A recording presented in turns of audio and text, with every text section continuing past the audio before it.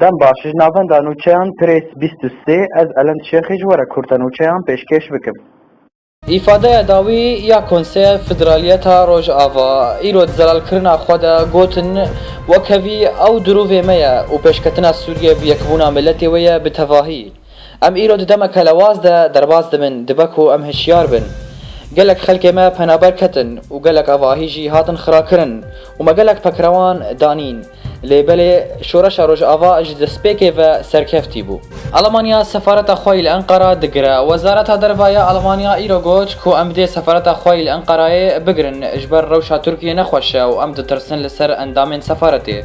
و گوت کو دبستانێک ئەڵمانی ژی هاتە گرتن لە ئیستانبولê. تورکیە مەرجنە و پێشکەش دکە کۆمارە ئەنقەرایê 6 ملیار یورۆ dixwaze ji Komîsyona Ewropî derbarê qeyrana penaberan. Fermandarek ji artêşa Emerîkî zelalkirinek da. Fermandar Mark Milley îro got di zelalkirina xwe nû de ku em ne li gorî artêşa Rûsî ne û em ne amade ne bo çi şerî wek Sîn û Rûsya.